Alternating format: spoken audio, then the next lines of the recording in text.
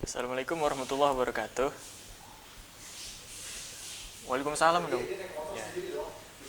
Jadi kali ini kayak ada kemarin aja, gue mau bahas tentang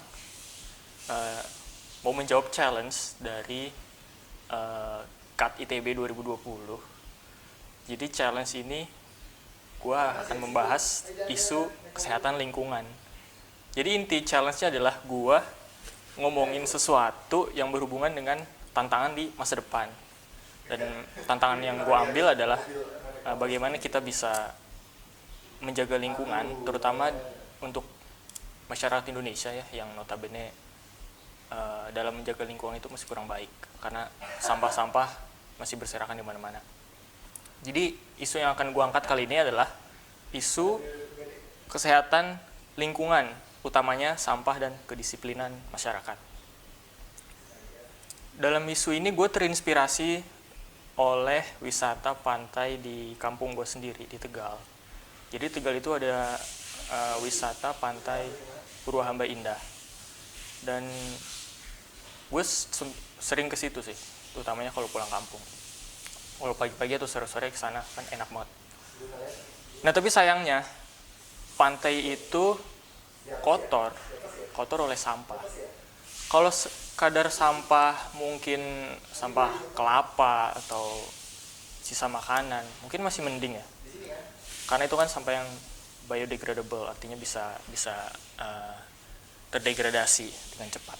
Tapi yang kebanyakan sampah di sana adalah sampah-sampah yang undegradable, benar ya? Oh ya benar. Yang tidak bisa didaur ulang, tidak bisa terdekomposisi dengan cepat. Nah ini kan sayang banget. Dan parahnya lagi, orang di sini tuh banyak yang tidak punya inisiatif untuk membersihkan pantai mereka. Padahal itu kan sebuah objek wisata yang bisa mendatangkan pendapatan bagi masyarakat sekitarnya. Dan sayang banget kalau wisatanya itu kotor, kan jadi orang jadi nggak nyaman ya. Bahkan gue sendiri yang berasal dari wilayah tersebut, gue lahir di sana BTW. Nah, pariwisata itu seharusnya dikelola dengan baik, terutama oleh pemerintah dan masyarakat setempat. Kita contoh aja negara-negara yang bersih gitu, kayak Jepang, Belanda gitu, atau negara-negara di Eropa. Ya intinya negara maju kan mereka pasti ini banget ya, peduli dengan lingkungan dan nggak ada tuh istilahnya buang sampah sembarangan. Itu teman gue kurang ajar ya. Maksudnya gue dikasih lihat foto-foto nggak bener, aduh. Iya jadi gitu. Kita contoh negara Jepang deh. Gue pengen banget ke Jepang sebenarnya. Di sana itu nggak ada kita temuin sampah berserakan satupun, nggak ada. Kita nyari sampah tuh susah. Kalau di Indonesia kita nyari tempat yang bersih itu yang susah, kebalik ya. Jadi itulah tantangan kita di masa depan. Bahkan tantangan ini udah dari sekarang ya, bukan di masa depan lagi. Nah, tantangan ini memiliki sebuah sifat, nama sifatnya ini, konsep sifatnya ini VUCA. VUCA. VUCA ini singkatan dari V-nya volatility, U-nya uncertainty, C-nya complexity, dan A-nya ambiguity, VUCA gitu. Di antara 4 sifat dari tantangan masa depan ini, oh ya BTW, istilah konsep ini lo bisa cari di Google aja, karena kalau dijelasin di sini kepanjangan, kan udah bisa ditangkap lah ya dari artinya. Nah, isu yang gue angkat lebih menonjolkan sifat complexity dari sebuah tantangan yang sedang kita hadapi dan mungkin akan terus kita hadapi di masa depan, yaitu complexity. Kenapa complexity? Karena isu sampah, membuang sampah sembarangan dan sebagainya gitu, tidak bisa dengan sederhana kita selesaikan. Artinya kalau kita mau menyelesaikannya juga, itu dibutuhkan peran yang besar dan banyak hal yang harus kita lakukan. Pertama, kenapa ini kompleks? Itu terkait dengan kesadaran masyarakat. Kesadaran masyarakat untuk membuang sampah pada tempatnya. Bahkan untuk sebuah sampah permen, kalau misalnya lo bisa makan permen terus lo masih buang sampah sembarangan, itu artinya tingkat kesadaran lo dalam membuang sampah itu masih rendah gitu. Dan yang kedua, bisa peran pemerintah juga. Peran pemerintah ini sangat penting dalam menjaga lingkungan di tempat tersebut gitu loh. Artinya kalau pemerintah tidak mengambil peran juga kan susah. Terus hal ini juga terkait dengan pendidikan masyarakat yang masih rendah, dan ini juga terkait dengan kepentingan ekonomi. Karena contohnya gini aja, kita di sini kan masih banyak produsen mungkin minuman yang di bahan botol plastik. Nah itu kan sebenarnya sudah nggak baik ya. Tapi itu ya karena memang ekonominya ditopang oleh industri seperti itu, jadi mau nggak mau kan agak susah untuk menghentikan proses produksi plastik gitu. Nah, satu lagi nih, kenapa ini kompleks, yaitu karena adanya kayak kepentingan pribadi.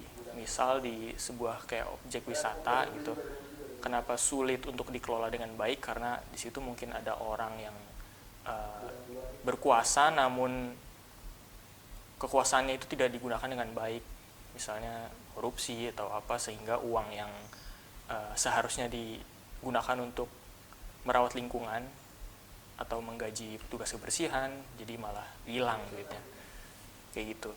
Nah itu isu kesehatan lingkungan utamanya di Indonesia yang akan terus kita hadapi baik saat ini maupun di masa depan.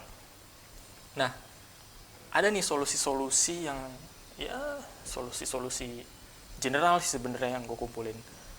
Itu solusi utama yang bisa kita lakukan kalau kita mau benar-benar menghilangkan permasalahan sampah ini, yaitu pendidikan sejak dini.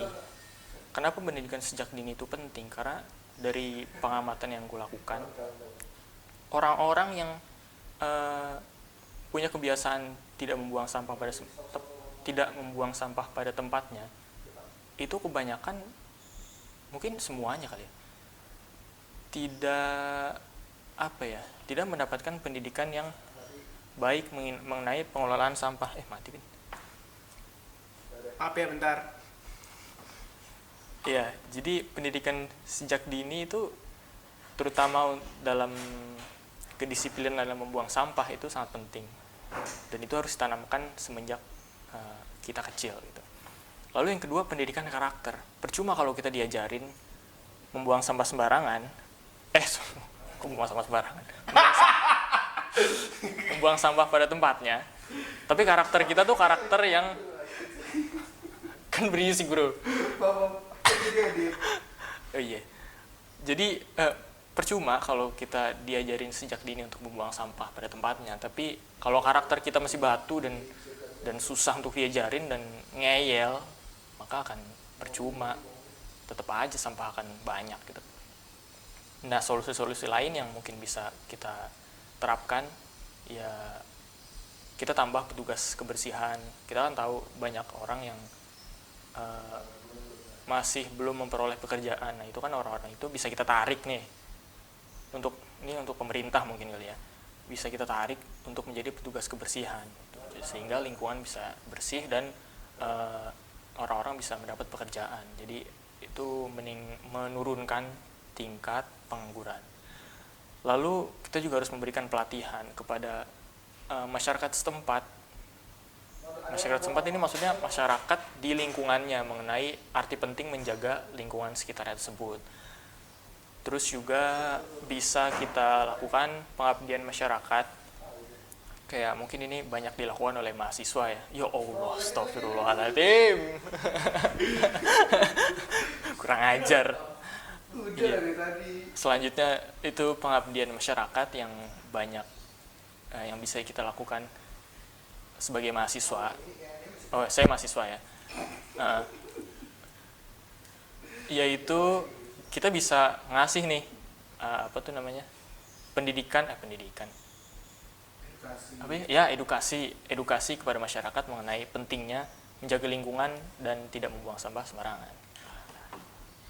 Lalu satu lagi, ini mungkin yang sangat efektif tapi nggak tahu juga sih, yaitu peran influencer. Apalagi zaman sekarang itu kan zaman yang orang-orang pada pakai sosial media tuh, dan kebanyakan dari mereka punya at least 1 atau 2 orang yang benar-benar di follow. Ada rata-rata dari mereka itu ada 1 atau 2 orang yang mereka follow, yang mereka ikuti trennya atau sifat-sifatnya gitu. Jadi peran influencer itu kayak role modelnya mereka. Kalau influencernya baik sifatnya, mengajarkan masyarakat untuk tidak membuang sampah sembarangan dan disiplin untuk tetap berlaku seperti itu, maka orang-orang akan mengikuti. Ya, jadi intinya untuk menyelesaikan isu membuang sampah ini, isu buang sampah adalah harus disiplin. Cuma kalau kita belajar mengedukasi masyarakat untuk tidak membuang sampah sembarangan dan menjaga lingkungan kalau orang-orangnya tidak disiplin gitu. Capek ngomong. Sekian kali ini, mudah-mudahan gue bisa upload video di YouTube lagi selain ini. Ini buat tugas sih soalnya. Oke, mantap. Dasar kalian pengganggu.